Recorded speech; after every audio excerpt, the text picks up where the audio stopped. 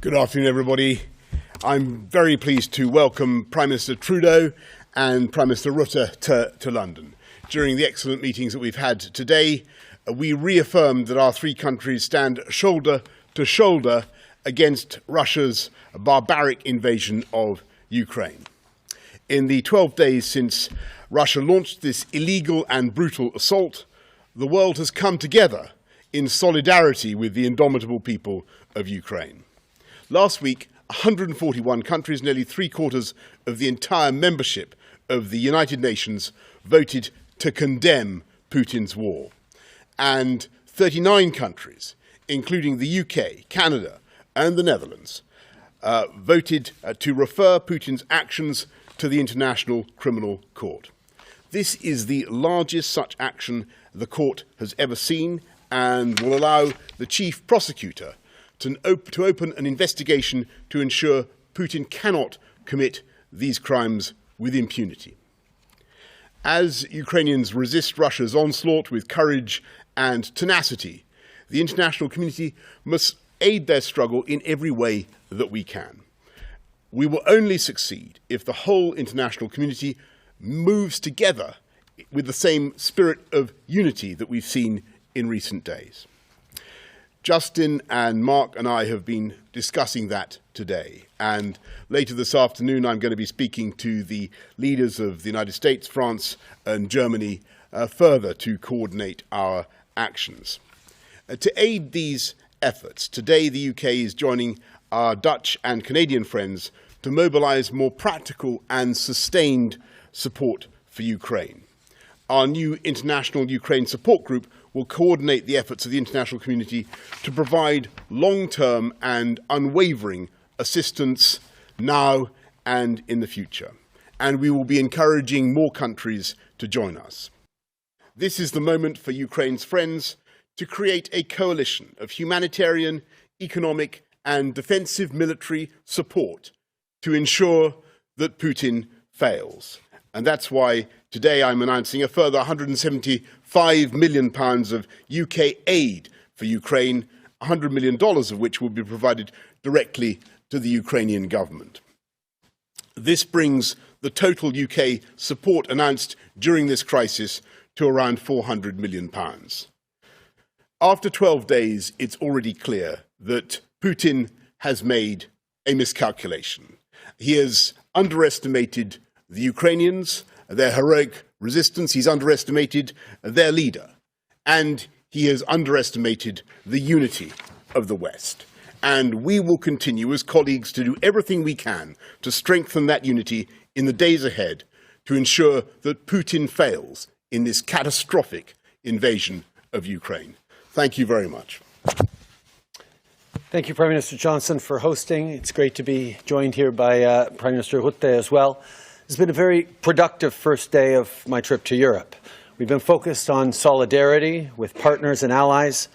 We're focused on stronger economic ties, jobs, growth, and support for the middle class, but also, obviously, for standing up for democracy against authoritarianism and standing with Ukraine every step of the way.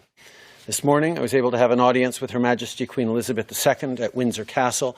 We congratulated her, obviously, on the Platinum Jubilee and was able to talk a little bit about the situations we're facing and draw on her long experience for having seen much over these past decades.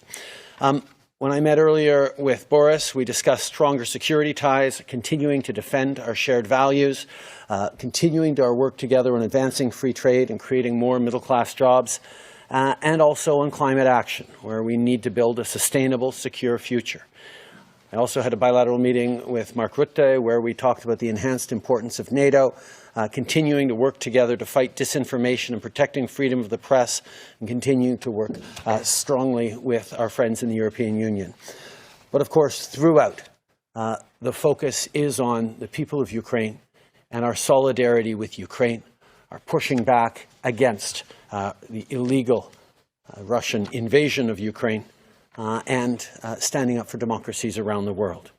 Le Premier ministre Johnson, le Premier ministre Rutte et moi avons parlé de notre réponse commune face à la Russie. On se mobilise pour répondre à la crise humanitaire. On insiste pour que la Russie implémente un cessez-le-feu pour protéger la population civile. Et évidemment, on insiste que la Russie met fin à son invasion et quitte l'Ukraine. Canada, UK and the Netherlands are close defense partners. We're working together to mobilize the global community to step up to support Ukraine, and we'll continue to defend democracy and the values that underpin it and continue to make sure that Putin is held accountable. Today, Canada is announcing new sanctions on 10 individuals complicit in this unjustified invasion. This includes former and current senior government officials, oligarchs, and supporters of Russian leadership. The names of these individuals come from a list compiled by jailed opposition leader Alexei Navalny. These sanctions put increased pressure on Russia's leadership, including on Putin's inner circle. This is, of course, in addition to all the other sanctions we've announced, including our recent announcement on imposing massive tariffs on Russian and Belarusian imports.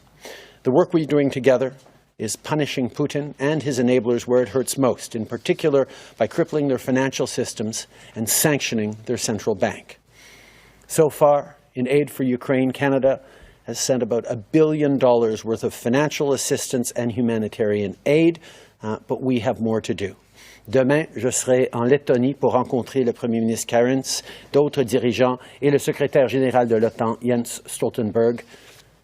For today, we continue to stand with Ukraine, united and strong. Thank you. We are here today as close transatlantic NATO allies. Throughout history, our countries have always been closely linked. And in times of crisis, in times of war, we stand shoulder to shoulder.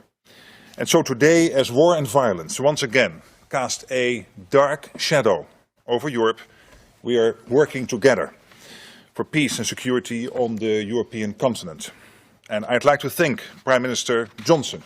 Boris, I thank you so much for bringing us together today at this timely moment. Because it has been another weekend of horrific violence in Ukraine. We knew it already, but in recent days it has been confirmed that Putin remains unmoved. We are dealing with an aggressor who keeps crossing new boundaries. Civilians and civilian targets, and even a nuclear power plant, have been attacked recently. And we know now that Putin has used cluster bombs. We can only guess what he plans to do next. But one thing is certain: Russia's aggression must stop. And in our meeting this morning, we again stressed the importance of unity. To all Ukrainians, we say this: your courage and your resistance, exemplified by President Volodymyr Zelensky, deserves our utmost respect. Your resolve is our resolve. We will continue to stand by you. In the past few days, aid and military supplies have been sent to Ukraine from the Netherlands, as well as the UK and Canada. And we will continue to do everything we can to help Canada. The Netherlands is prepared to consider, and we are all prepared to consider, all possible sanctions that can help put pressure on Russia. And obviously there is a lot of debate going on about energy sanctions. And here we should not make a mistake. We have to ensure that they don't generate unmanageable risks to energy supplies in European countries and beyond, including Ukraine, as has also been stated today by German Chancellor Olaf Scholz, and I think rightly so. So that means that we still need European companies to continue their work towards Russia. And that is important. And of course, what we need to do over time is to make sure that we reduce dramatically our energy dependency on Russia. That's clear. Finally, I am pleased that there is a broad international agreement on the fact that possible war crimes must be investigated. We must document everything that points towards human rights violations now, so that when the time comes, we can prosecute and try those responsible. Peace and justice must win out over violence and injustice. Thank you very much, Mark, and thank you, Justin. Let's go now to the media. Gary Gibbon, Channel 4. Thank you, Prime Minister. Could you elaborate perhaps a bit more about the energy discussions and where they're going. The US Secretary of State said there are active discussions for an oil ban from Europe. It sounds as though you don't feel that's the case, Prime Minister. And you, Prime Minister, your views are characterised in the newspapers this morning as saying the West should have a climate change pass. Should we bust through the caps for a while in order to insulate Europe from Russia, whether it's going to turn supplies off or we're going to walk away from them in Europe? And one quick one, if I may, to you specifically, Prime Minister, on refugees. Whether the numbers are still 50 that have come to this country or have gone up a little. It seems like they've only gone up a little. Isn't that embarrassing? Thanks. Well, let me just before I bring in colleagues on the hydrocarbons issue, I think there are different dependencies in different countries, and we have to be mindful of that. And you can't simply close down use of oil and gas overnight, even from Russia. That's obviously not something that every country around the world can do. We can go fast in the UK. Other countries can go fast, but there are different dependencies. What we need to do is to make sure that we're all moving in the same direction and we all share the same assumptions, and that we accelerate that move. And I think that is what you're going to see, and you've heard that from leaders around the world. And actually, I see no inconsistency, by the way, in moving away from dependency on Russian hydrocarbons to moving away from dependency on hydrocarbons altogether. And you can see how this will encourage the world to go, Gary, for green solutions wherever possible. But clearly, there is going to be a transitional period. We're going to have to look for supply. We're going to have to look for substitute supplies from elsewhere, and we're going to have to do it together across the entire coalition of countries that is now condemning Putin's actions. And on your point about the UK's reception of refugees, we are absolutely determined to be as generous as we possibly can. And as I speak to you all, we're processing thousands, clearly, of applications. Clearly, as the situation has got worse, we are going to have to make sure that we do even more. And the routes that we have, that already the family reunion route offers the prospect of hundreds of thousands coming here. The humanitarian sponsorship route is also uncapped, and we're putting people out into all the surrounding countries, into Poland, into Bulgaria, Romania, as well as into Calais, to France, to make sure that we receive people and we help people to come. Don't forget, the UK since 2015 has been the most generous, and with great respect to Mark and all other European colleagues, we've been the most generous of all European countries in settling vulnerable people. We took a large number of Afghan refugees, as you remember, under Pitting, and we will, and 104,000 Hong Kong Chinese have applied under our scheme. We will be very, very generous, as the people of this country would expect and would want, to people fleeing the war in Ukraine. And I know that's going to be the instinct of the British people. But colleagues, on the hydrocarbons. Well, the painful reality is that we are still very much dependent on Russian gas and Russian oil.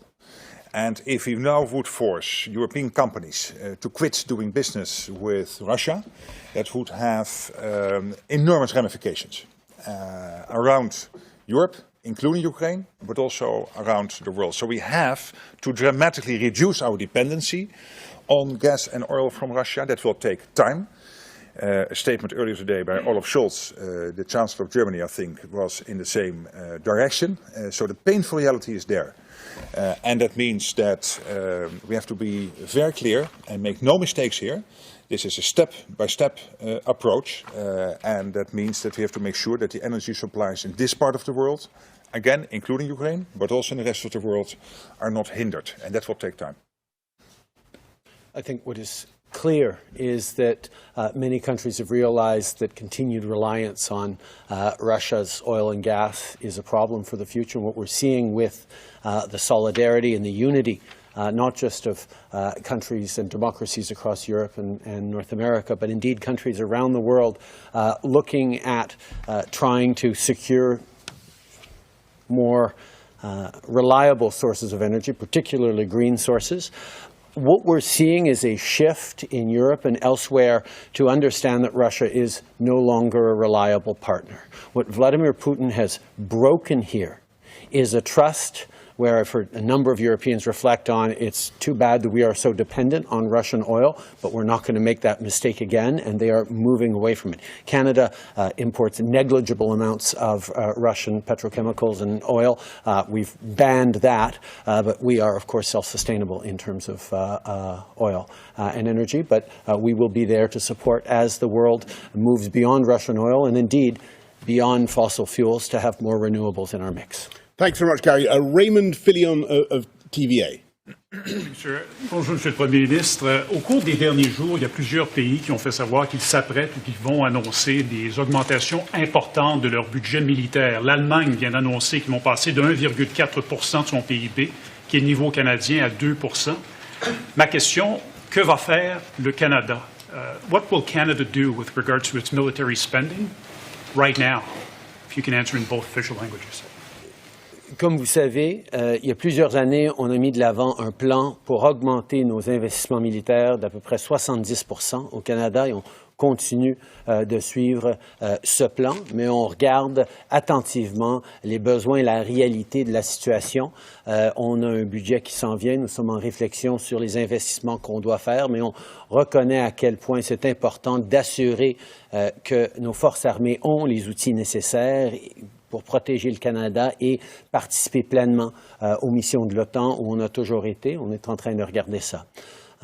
As you know, a number of years ago we put forward a defense plan that included increasing our defense spending by 70%, but we also recognize that the context is changing rapidly around the world, and we need to make sure that the women and men who serve in the Canadian Armed Forces have all the equipment necessary to be able to stand strongly, as we always have as members of NATO, and we will continue to look at what more we can do.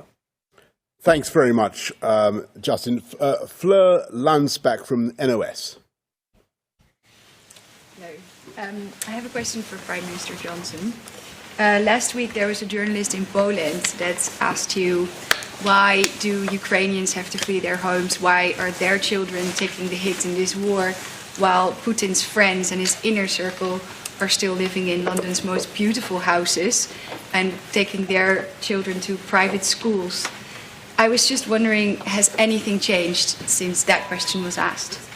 Thank you very much, Fleur. Yes, it certainly has. And I think that if you look at what we've done just today with the economic crime bill, we're taking steps to ensure that we whip aside the veil of anonymity that obscures the ownership of the properties that you described. So you can no longer use a bogus company to conceal your ownership of a property. Where we are making sure that we have new powers to distrain, to take people's assets, and we think that will have. We think that the whole package of measures that we're putting forward today will have royal assent in just a few days' time. So we're moving very, very fast on that. But Fleur, I hope that our viewers and all of you will recognise that is in addition to the huge work that the UK has done together with Mark and with Justin on the big package of international sanctions. And if you look at what we did together on SWIFT, what we did on the Russian central bank. It's already had a profound effect, and I think I'm right in saying that even today the Russian stock market is not opening, and it is not a testimonial I necessarily seek, but I observe that the Russian Foreign Ministry said that the UK had not been entirely helpful in this regard towards their own economic interests, and I'm sure you'll have seen what she said, and we are going to continue to work with colleagues to ensure that we tighten the vice around President Putin's regime.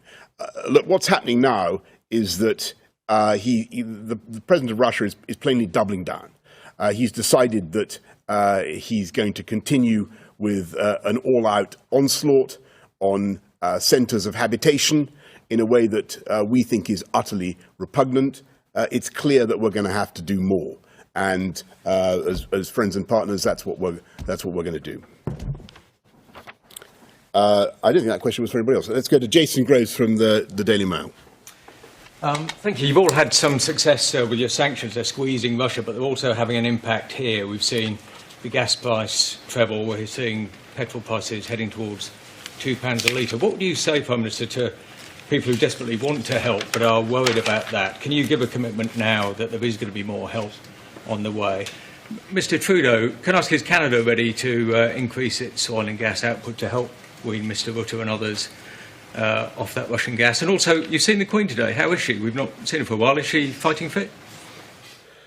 Jason, look, a really important question that I think everybody is going to be thinking. That everybody's seen what's happened to the price of oil. This matters deeply, which is why I think what Mark had to say earlier on about the need to proceed in steps is correct, and we must do everything we can to protect consumers and the public. There are going to be impacts. Let's be in no doubt there are going to be impacts. But I think that it's the right thing to do.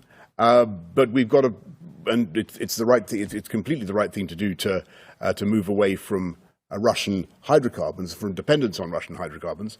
But we've got to do it step by step. So far, the success of the West has been in the unity that we've shown. I think we're all increasingly united in the view that we've got to move away now from Russian hydrocarbons. We've got to do it together. We've got to make sure that we have substitute and substitute supply, and that's what we're working on as well. And is there going to be more help on the way? We will do everything that we can to ensure that we have substitute and substitute supply. So one of the things that we're looking at is the possibility of using more of our own hydrocarbons, and you'll have heard already what the business secretary has had to say about licenses for UK's own domestic production. That doesn't mean that we are in any way abandoning our commitment to reducing CO2. You can do that, but we've got to reflect the reality that there is a crunch on at the moment. We need to intensify our self-reliance as a transition with more hydrocarbons. But what we also need to do is go for more nuclear and much more use of renewable energy. And I'm going to be setting out an energy strategy, an energy supply strategy for the country in the days ahead, so that people have a sense of how we're going to meet people's needs over the short, medium, and long term. Marieka, sorry, Justin, sorry. It's all good.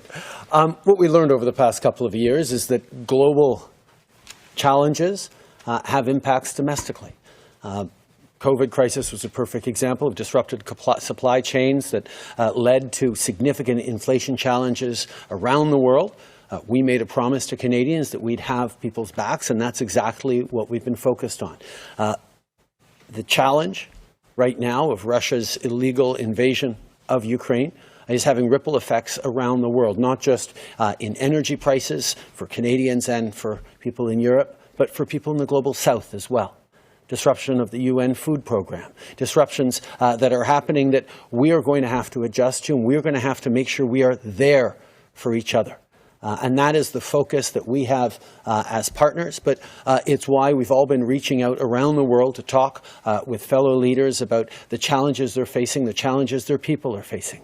Because what we are learning about Russia's unreliability as a trading partner needs to be remembered, but we also have to work together to provide substitutes, to provide alternatives. And of course, we need to move forward to decarbonizing our economies, but we need to do that in a way that supports people through that process, and we're going to continue doing that. In regards to Her Majesty, I have the particular privilege of having known Her Majesty for about 45 years now. And I can tell you that in my conversation with her this morning, she was as insightful and perspicacious as ever, very interested in what's going on, asked me all sorts of questions about Canada, and we had a really useful, for me anyway, conversation about global events, as we always do. Thanks very much, Justin. Okay. Marika Walsh from the Globe and Mail. Good afternoon. Thank you. A few questions for all three of you. You're talking about this humanitarian coalition. What exactly is that? What good will it do for the people of Ukraine concretely? And regarding sanctions, Prime Minister Trudeau is announcing more today, but we haven't seen it actually change the behavior of Russia in Ukraine. So is enough being done on that? And Prime Minister Johnson, particularly for you, you spend more than the 2% target in NATO. Canada spends well less. Is that acceptable to you? Do you want to have a go at that first? I'll go okay, for well, thank you, Marika. Marika, thank you very much. Look, yes, it's true. We spend about 2.4% now. Look, I think that Canada is a fantastic ally, friend, and partner, and I'm not going to make any comment on Canada's approach, except to say this: that I do think that the world is clearly changing, and I think that what we can't do post the invasion of Ukraine is assume that we can go back to a kind of status quo ante, a kind of new normalization in the way that we did after the invasion of Crimea in 2014, or the seizure of Crimea and the Donbass area.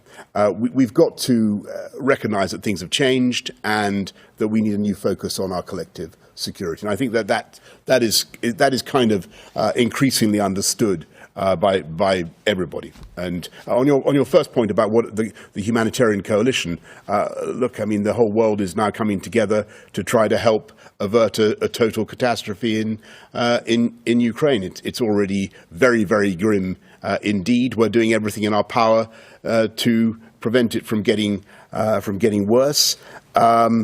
And one of the most important things is to look after people fleeing the war zone, and all of us in our different ways are doing a lot. And you'll have heard the sums that we've announced today to help the immediate vicinity and what we're doing to take people. I know that both the gentlemen who are here with me, their countries have a fantastic record of humanitarian help.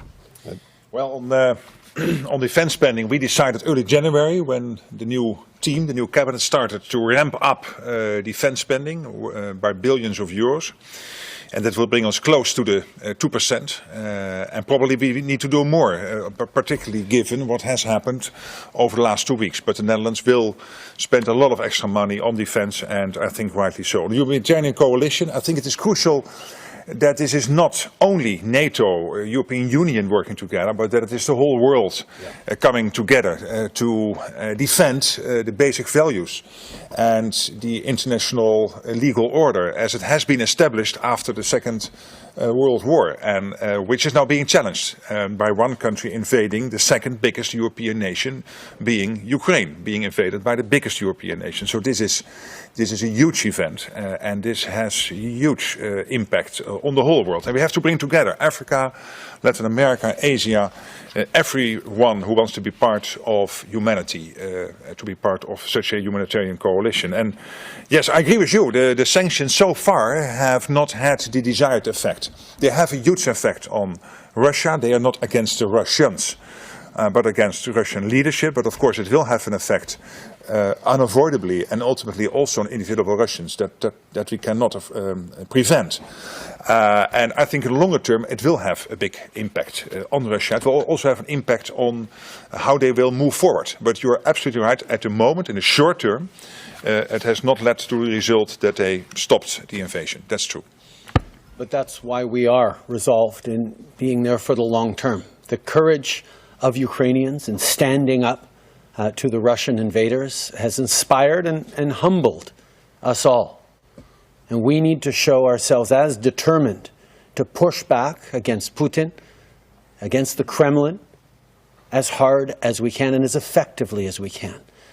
And that's where, from the beginning, Boris and I and a couple of others were pushing so hard on SWIFT, on the central banks, on the Russian central bank, including going after their ability to draw on their reserves, something that even a week ago we didn't think would be in the cards, and yet seeing just how strongly democracies around the world have stood and responded, I think is a surprise to Putin, perhaps a little bit of a surprise to all of us as well, that we actually can stand and push back really hard for the principles that drive us. And quite frankly, the unprecedented display of support of 141 countries at the United Nations supporting this resolution means that as we move forward, this is of course about Ukrainians and Ukraine, but it's also about more than that. It's about standing up for the rules-based order that has led to unprecedented peace and stability and growth around the world over the past many decades, and the pushback that one, like Russia, like Putin specifically, cannot overthrow those 75 plus years of peace and stability and still benefit from the economic largesse and growth that comes with that. And that firmness is not just Western democracies like us. That is something that we've heard in our conversations, all three of us, with partners around the world who don't have the same kinds of ties to Ukraine, but are very, very concerned about the violation of the rule of law, the principle that suddenly might be right once again, the principle of territorial integrity, respect for sovereignty, the kind of neo-colonialism that Vladimir Putin is trying to impose upon Ukrainians. That's not going to fly. And the strength and the resolve of countries around the world to say, no, this is a moment to stand for democracy against disinformation, misinformation, propaganda, and to stay true to these values that have led to respect and prosperity around the world that we continue to need to fight for, including in many different parts of the world, whether it's Afghanistan or elsewhere as well. Thank you. Français, s'il vous plaît. OK, excuse. Mais plus court. Nous savons qu'on a vu une démonstration extrêmement forte aux Nations Unies de 141 pays qui se sont ralliés. Ce ne sont pas tous des pays qui ont des liens étroits avec l'Ukraine, comme le Canada ou beaucoup de pays européens. C'est des pays qui ont indiqué que le respect des principes de l'ordre international, des partenariats, de la stabilité qu'on a bâtie au courant des dernières décennies est importante. C'est des pays qui se rassemblent pour ces valeurs, ces principes qui ont mené à une prospérité, et la Russie ne peut pas violer cette paix et penser profiter de cette prospérité. C'est un moment important pour le monde de démontrer qu'on est là pour se tenir debout contre la violation des principes fondamentaux. Thank you very much, Justin. Last question is to Joost Dobber of Financieel Dagblad. Thank you. You have all stressed the importance of unity in the Western response to Russia. But when it comes to energy sanctions, there seems to be a big difference between your position and the position of the United States. With Secretary of State Blinken coming out in favor of an oil ban and also saying that there are advanced discussions with the Europeans about this. Was the American Secretary of State wrong to say that there are advanced discussions? And Prime Minister Rutte, can you please also elaborate what the discussions you are having in the European Union context are about this? Thank you. Thanks. So let me just say quickly that, no, I don't think Tony Blinken was wrong in the sense that we're all together now moving very, very fast and seeing that something that perhaps 3 or 4 weeks ago we would never have considered is now very much on the table. We have to consider how we can all move away as fast as possible from dependence, reliance on Russian hydrocarbons, Russian oil and gas. And everybody's doing that. Everybody's on the same journey. Some countries will find it faster and easier than others. That's all. But we're going to do it. We're going to do it together and we're going to work together on making sure that we all have the substitutes and the supplies that we need. I agree. And if so, in that sense, it is a step-by-step process, and we have to make sure that we deleverage our dependency on Russian gas and Russian oil, whilst acknowledging at the moment that that dependency is to a certain extent still there. And if we would force companies to quit doing business with Russia in that realm, that would have enormous consequences, because it would basically undermine supply chains the world over, particularly in Europe. It would also have an impact on Ukraine itself. And therefore, my plea is to do this diligently and not overnight, and making sure that we speed up the programs in all our countries to decarbonize, to green our economies. It makes it more important to do that. Okay, everybody, thank you very much. Thank you, colleagues, very much indeed. Thank you for your time. Thank you. Thank you.